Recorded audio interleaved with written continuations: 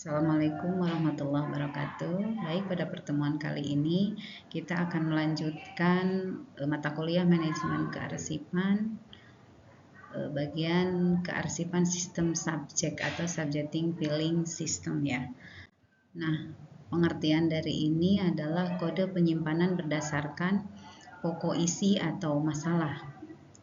Dalam penyelenggaraan ini perihal maka petugas kearsipan harus bisa menentukan terlebih dahulu hal-hal apa yang pada umumnya dipermasalahkan dalam surat yang bersangkutan.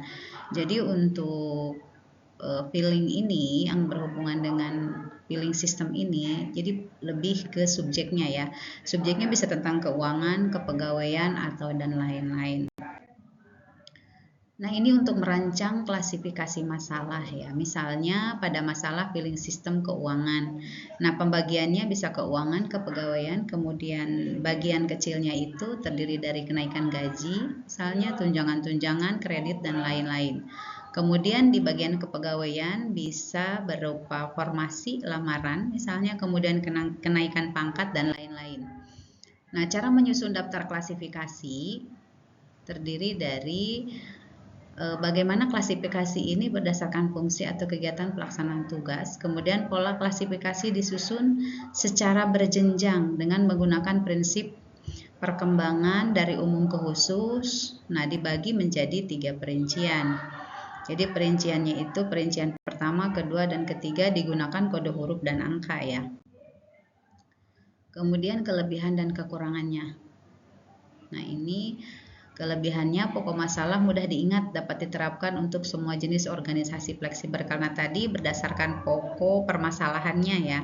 Jadi lebih mudah diingat dibandingkan dengan yang lain. Kemudian kekurangannya di sini dibutuhkan SDM yang berpengetahuan tinggi dalam menentukan pokok masalah. Karena harus dilihat dari sistem, misalnya kalau surat itu pokok masalahnya apa gitu. Nah, ini kemampuan SDM-nya yang harus lebih tinggi karena memang permasalahan yang diungkapkan di dalam berkas itu apa gitu ya. Kemudian bagian daftar klasifikasi, ini pokok masalah utama. Nah, jadi di lacinya itu ada 3 bagian ya. Laci yang pertama itu pokok masalah utamanya apa. Kemudian yang kedua atau yang sebagai guide-nya itu sub pokok masalahnya. Sub pokok masalah itu masalah utama di sini apa. Nah, sub-sub yang kecilnya itu apa. Karena misalnya di bagian keuangan, keuangan itu ada keuangan apa yang tadi yang kita bahas di awal. Kemudian lebih kecilnya apa, bisa berdasarkan apa saja ya itu. Kemudian ini contoh klasifikasi berdasarkan masalah utama. Misalnya tadi masalah umum, yaitu keuangan, kepegawaian, perekonomian. Nah, keuangan itu tadi bisa berdasarkan upah gaji. Ini diberikan kode A.1 karena keuangan subnya itu A. Kemudian kepegawaian subnya B, ini harusnya ya, mohon maaf. Kemudian yang perekonomian subnya C. Makanya di bagian sub pokok masalahnya itu diberikan kode A.1 kalau untuk keuangan ya. A.2 tentang pajak, kemudian A.3 kredit, A.4 pembelian, A.5 utang, dan A.6 piutang. Nah, kemudian untuk kepegawaian ini harusnya bagian B ya. Jadi B.1-nya pegadaian, B.2-nya pengangkatan. Ini karena memang tentang kepegawaian ya. B.3 kesejahteraan, B.4 cuti, B.5 penilaian. Nah, kemudian bagian C ini perekonomian, C1 perdagangan, C2 pertanian, C3 perindustrian, C4 pertambangan, dan C5 perhubungan. Nah, kemudian di bagian keuangan, misalnya dari masalah keuangan itu untuk sub pokok masalahnya A.1 upah dan gaji, di sini ada lagi sub-sub pokok masalah, dipecah lagi karena memang urusannya begitu banyak. Misalnya jadi A.1.1 ya, upah atau gaji bulanan. Kemudian A.1.2-nya upah gaji mingguan.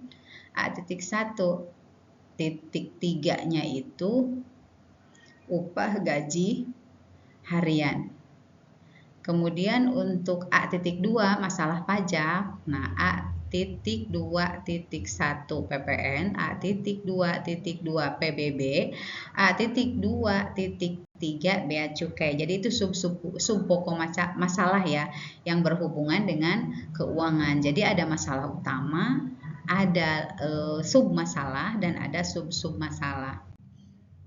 Kemudian ini cara penempatannya.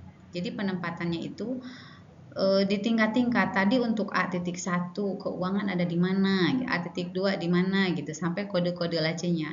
Nah, titik 1 masalah utama, masalah yang paling luas. Kemudian tingkat 2 sub masalah yang lebih kecil dari masalah utama. Nah, tingkat 3 sub masalah atau masalah yang lebih kecil dari sub masalah yang kedua.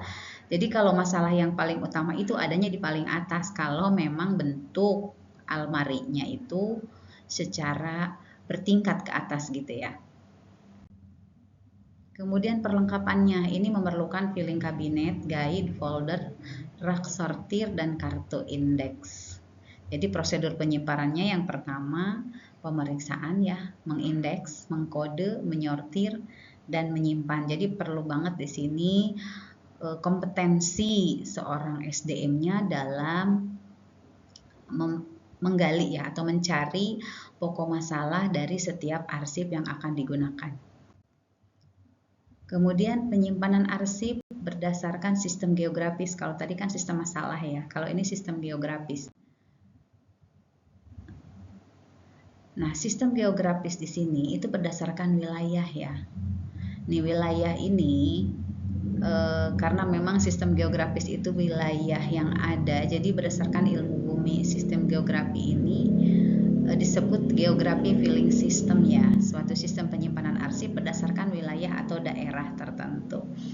Jadi penyimpanannya itu berdasarkan wilayah-wilayah, karena misalnya dalam satu dinas atau satu kedinasan, satu instansi itu diperlukan adanya pembagian wilayah karena memang memuat beberapa wilayah yang lain gitu. Nah, dalam sistem ini cara penyimpanannya diperlukan folder ya, dibantu dengan sistem abjad, tanggal, atau pokok soal. Kemudian dalam hal ini yang diutamakan adalah tujuan arsip, sedangkan karena memang tadi sistemnya geografis, jadi memerlukan melihat tujuan arsip ya yang terkandung di dalam berkas tersebut. Kemudian untuk surat masuk, nama tempat berasal dari nama tempat asal surat, sedangkan untuk surat yang keluar adalah berasal dari tujuan surat tersebut. Kemudian pembagian wilayah boleh berdasarkan pembagian bumi maupun pembagian wilayah khusus sesuai dengan kebutuhan perusahaan. Jadi ini misalnya kalau tingkat provinsi misalnya, kedinasannya tingkat provinsi berarti wilayahnya wilayah sekupnya kabupaten. Kemudian kalau misalnya tingkatnya dunia itu berdasarkan negara. Kalau misalnya wilayahnya tingkat nasional berarti berdasarkan wilayah-wilayah administrasi tingkat 2 ya. Jadi tingkat 1. Kalau misalnya wilayah nasional tingkat 1 berarti provinsi nanti pembagiannya. Kemudian menurut sistem negara nih. Nah, menurut sistem negara menggunakan ini bisa menggunakan map gantung atau map order dengan label nama negara yang bersangkutan. Diletakkan di posisi kiri sebagai penunjuk guide. Jadi setiap order yang digunakan itu di mapnya itu dipakai kode negara, bahkan mungkin bisa pakai gambar negara, biasanya gambar apa sih namanya, bendera ya, ciri khasnya itu seperti itu. Kemudian menurut label negara ini coba Anda perhatikan di sini. Jadi ada misalnya bergantung pada negaranya, negara mana disebutkan ya, Indonesia, di dalamnya ada misalnya kalau perusahaan ada PT-nya itu kemudian berurutan ya. Bisa menurut abjad, dibantu menurut abjad, atau menurut nama wilayah di provinsi-provinsinya itu juga bisa diterapkan di dalamnya itu ya, setelah nama negara. Ini menurut nama negara untuk sistem wilayah menggunakan order di dalam almarinya ya. Jadi penyimpanannya misalnya di sini ada negara Indonesia, Malaysia, Jepang. Nah, ini di Indonesia itu ada PT apa, kemudian bank apa, ini bisa disusun juga berdasarkan alfabet atau apa gitu, biar memudahkan nanti misalnya di wilayah Indonesia itu terdapat beberapa perusahaan yang bekerja sama atau arsipnya ada di sini ya, begitu. Kemudian menurut nama negara, ini bisa juga seperti ini penyimpanannya ya. Jadi setiap PT-nya itu kalau misalnya bentuknya ordernya begini, ada tulisan-tulisan atau misalnya untuk dijadikan sebagai guide-nya ya, ditempel seperti ini biar lebih terlihat. Dari ini campuran negara, sistem geografis. Kalau ini owner individu sistem geografis, jadi ini langsung satu perusahaannya dalam satu negara, misalnya ada lemari tersendiri setiap negara. Kemudian di dalamnya itu ada ownernya itu berdasarkan nama perusahaannya. Kemudian nanti disusun berdasarkan alfabet, itu yang lebih mudah misalnya. Kemudian menurut nama negara di sini guide namanya itu tetap pakai nama negara ya. Kemudian berisi map campuran yang berisi nama-nama koresponden yang suratnya belum mencapai 5 buah, karena ini sistemnya seperti ini, jadi nggak bisa surat yang terlalu banyak. Kalau terlalu banyak harus disimpan di dalam beberapa owner. Kemudian folder nama koresponden di sini, berarti ini folder nama korespondennya. Kalau di Singapura itu perusahaannya apa saja, misalnya kalau perusahaan ya, kalau di Indonesia apa saja untuk folder nama negaranya. Kemudian nama pembagian wilayah administrasi negara. Nah, ini pembagian wilayah administrasi negara adalah pembagian nama-nama tempat atau wilayah berdasarkan pembagian umum digunakan sebagai bagian dari administrasi negara. Pembagian tersebut dapat berupa negara bagian. Nah, negara bagian itu kota, misalnya provinsi, kota madya, kabupaten, jajaran. Kalau tadi kan berdasarkan nama negaranya gitu, ada beberapa negara, kemudian disebutkan negara-negaranya dituliskan di sana. Kalau ini berdasarkan wilayah administrasi, jadi yang ada di dalam negaranya, misalnya provinsi, kota, atau kabupaten, dan jajaran di bawahnya. Nah, menggunakan pembagian wilayah ini sama dengan pembagian nama negara, hanya saja luas wilayah semakin menyatakan adanya penambahan kode guide. Nah, ini yang membedakan ya. Jadi kalau misalnya negaranya di bawahnya itu ada wilayah-wilayah di dalamnya banyak, berarti kode guide-nya juga bisa banyak juga. Ini salah satu contohnya. Jadi dalam label, misalnya di dalam negara Indonesia, di sini ada label guide, sebelah kirinya itu Kalimantan Timur, Jawa Timur, Jawa Tengah. Kemudian nama kotanya juga disebutkan, nama kota-kota yang ada di wilayah provinsi tersebut. Kemudian urusannya, label posisi kanannya itu berisi nama korespondennya apa. Di sini misalnya Bupati Malang, Universitas Negeri Malang, atau nama koresponden yang lain misalnya, atau kantor gubernur atau yang lain-lain. Ini model yang menggunakan sistem laci akan mudah digunakan jika jumlah surat dan koresponden tidak terlalu banyak. Jadi dalam laci juga jadi kalau tidak terlalu banyak, tapi kalau banyak ya harus menggunakan tempat lain yang lebih luas. Kemudian wilayah administrasi khusus. Kalau wilayah administrasi khusus adalah pembagian wilayah administrasi berdasarkan pembagian wilayah untuk kepentingan administrasi tertentu. Jadi pembagian sesuai dengan apa yang diinginkan oleh perusahaan. Penempatan sistem geografis dengan wilayah administrasi khusus ini sama dengan pembagian nama negara maupun pembagian wilayah administrasi negara. Jumlah yang digunakan lebih bebas, bisa menggunakan 3 atau 4 guide. Ini lebih leluasa ya menggunakannya, jadi kalau misalnya nama daerahnya banyak juga lebih leluasa. Nah, ini contohnya. Jadi guide pertama itu di sini lebih ke Jawa Bali. Jadi karena memang misalnya tidak terlalu banyak urusannya dalam satu provinsi, nah ini bisa digabung gitu, Jawa Bali, kemudian luar Jawa karena memang tidak terlalu banyak misalnya. Nah, kemudian labelnya kalau Jawa Bali tetap nama provinsinya ya yang ada di sini. Nama wilayah administrasi terkecil dari wilayah tersebutnya apa. Kemudian di label kanannya sesuai dengan urusan-urusannya di sini. Nah, kemudian ini penyimpanan arsip sistem geografis. 1. Peralatan dan perlengkapan prosedur penyimpanan arsipnya. 2. Mencatat surat dalam buku agenda. Nah, ini bagaimana ini cara mencatat dalam buku agenda. Jadi misalnya tanggal 1, nomor 1 tanggal 1 ya. Kemudian di sini tanggal 11 bulan 8 2018. Kemudian ini tanggal suratnya ya, tanggal agenda suratnya. Kemudian ini nomor urut surat yang nomor 1 ini. Nah, kolom berikutnya ini keterangan surat masuk atau surat keluar. Jadi M atau K, surat masuk atau surat keluar. Kemudian di kolom berikutnya surat itu ada nomor, ada tanggal, berarti nomor surat yang tertera pada surat yang masuk atau surat yang keluar. Kemudian di sini tanggal surat itu, jadi tanggal surat masuk atau keluarnya tanggal berapa di sini. Kemudian surat ini berasal dari mana kalau surat masuk. Kalau surat keluar berarti surat akan diserahkan kepada siapa, adanya di kolom yang ini. Kemudian berikutnya kepada, berarti ini untuk surat keluar ya. Kalau ini untuk surat masuk, dari mana, kepada siapa.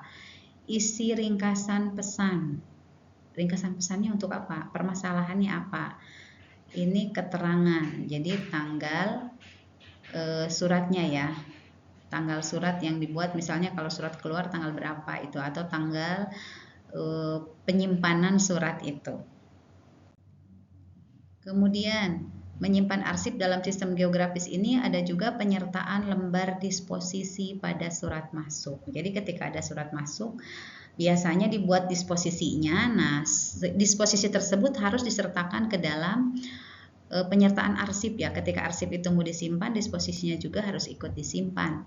Nah, lembar disposisi ini digunakan sebagai alat pengendali dalam sistem distribusi penyelesaian suatu dokumen, karena memang kalau surat itu kan harus ada tindak lanjut ya, penyelesaiannya seperti apa, jadi disposisinya itu harus disertakan. Nah, disposisi merupakan petunjuk singkat tentang tindak lanjut penyelesaiannya terhadap suatu urusan, terutama surat masuk ya. Ini tentunya disposisi dibuat oleh pimpinan untuk staf atau bawahan sesuai dengan bidang keahlian atau kewenangannya. Tujuan pembuatan disposisi ialah agar staf dapat menindaklanjuti atau menyelesaikan suatu urusan surat masuk sesuai dengan yang dikehendaki oleh pimpinan. Nah, ini cara menyimpan arsip sistem geografis, menyertakan lembar disposisi pada surat masuk. Ini salah satu contoh disposisinya. Jadi di sini sudah ada keterangannya. Yang pertama tanggal, nomor, asal, isi ringkasan. Jadi di sini identitas surat yang masuk itu surat dari mana. Kemudian ini sifatnya rahasia, penting atau biasa, ini perlu memakai keterangan. Kemudian di bawahnya instruksi atau informasi. Nah, sesudah digunakan harap segera dikembalikan kepada siapa. Nah, siapa dan kapan surat tersebut dikembalikan. Jadi harus ada keterangan di dalam disposisi sehingga nanti mudah untuk dikontrol. Kemudian ini diteruskannya kepada siapa aja. Jadi pihak-pihak yang ditunjuk sesuai dengan isi surat yang datang itu. Apalagi sifatnya misalnya ini rahasia, penting dan biasa, itu harus tetap ya. Jadi benar-benar instruksinya apa, informasinya bagaimana dalam disposisi itu harus jelas. Makanya tadi harus disertakan di dalam penyimpanan sistem geografis ini. Jadi disposisi itu penting sekali ya, harus disimpan juga. Kemudian menyimpan arsip sistem geografis yang keempat itu mengindeks. Artinya kegiatan menentukan pada nama subjek atau kata tangkap dari surat yang akan disimpan. Nah, ini yang agak PR, cukup detail ya, karena memang di sini harus sudah mulai membaca kode-kode ya penyimpanan. Misalnya di sini PT Bank Rakyat Indonesia Persero Tbk. Ini surat masuknya dari sini, ini surat keluarnya itu untuk Wakil Dekan 2 Fakultas Ekonomi Universitas Malang. Nah, ini kata tangkapnya itu PT Bank Rakyat Indonesia dan Wakil Dekan Universitas Wakil Dekan 2 ini, awas hati-hati ya, Wakil Dekan 2 FE. Unitnya itu jadi rakyat Indonesia karena bank itu banyak. Jadi yang diambilnya Bank Indonesia, kemudian wakil dekan yang diambilnya duanya. Dekan 2 FE, 2 FE. Kemudian unit keduanya, keterangan unit keduanya adalah bank. Kalau yang wakil dekan itu di sini wakil dekan ya. Jadi harus ada unit yang pertama yang dimungkinkan tidak terlalu banyak. Unit yang kedua karena memang bank itu banyak, jadi baru dimasukkan ke unit yang kedua nama bank atau wakil dekannya. Nah, unit yang ketiganya Persero TBK. Misalnya kalau yang wakil dekan ini tinggal dimasukkan nama kampusnya aja. Misalnya UNM gitu kan misalnya ya, UNM masukkan ke sini biar lebih mudah nanti dalam sistem pencariannya. Kemudian dalam mengindeks ini, nah ini bisa pakai sistem alfabetis sehingga mudah ditemukan setiap koresponden akan memperoleh kode yang berasal dari daftar klasifikasi wilayah dengan syarat untuk arsip berbentuk surat harus lebih dari 5 surat. Ini kalau lebih dari 5 surat masuk ke dalam surat keluar. Peraturan ini dimaksudkan agar meminimalisasi penggunaan map. Jadi lebih hemat ya. Biasanya kartu indeks tersebut dari kertas karton manila ukuran 12,5 cm dan 7,5 cm. Berikut ini adalah contoh kartu indeks dan peletakannya dalam kotak indeks. Nah ini nih yang tadi kita buat indeksnya ya. Rakyat Indonesia, bank. Kemudian kodenya itu JB.D2 karena tadi ada kode itu ya. D2 itu. Kemudian 14 Agustus 2018 perihalnya pengiriman barang pesanan, nomor tanggal surat 15 garis miring 8 garis miring PS, kemudian strip 5 05 garis miring 18 garis miring 11 Agustus 2018. Nah diletakkannya di sini. Ini dalam kartu indeksnya ya. Nah, di sini kode laci, guide, dan foldernya itu JBD2. Kodenya diisi di pojok kanan atas sesuai dengan kode laci, guide, dan folder surat yang bersangkutan. Nah, ini mengkode kenapa ini ada jadi Jawa Bali. Ingat tadi JBD2 kan Jawa Bali. Di situnya kemudian kode JBA1, JBA2. Tadi kan misalnya Bank Rakyat Indonesia dari mana, jadi JBAD2 karena tadi berdasarkan urusan yang pertama ya, yang di share yang pertama tadi di slide sebelumnya. Ini nyambung ya, jadi tinggal melanjutkan dan kode-kode ini bisa digunakan di dalam filing kabinetnya atau di dalam foldernya nanti, sehingga nanti memudahkan untuk dicari. Nah, kemudian ini JBF karena Bali itu di bagian optionnya F ya, jadi JBF1, JBF2 dan yang lain-lain.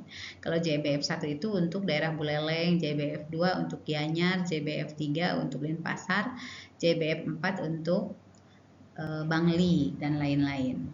Nah, ini misalnya untuk yang Banten, JBG1 Serang. Kalau urusannya di Pandeglang berarti JBG2, di Lebak itu JBG3, Tangerang itu JBG4 dan lain-lain ya. Kemudian menyortir. Ini kegiatan mengelompokkan dokumen untuk persiapan ke tahap penyimpanan.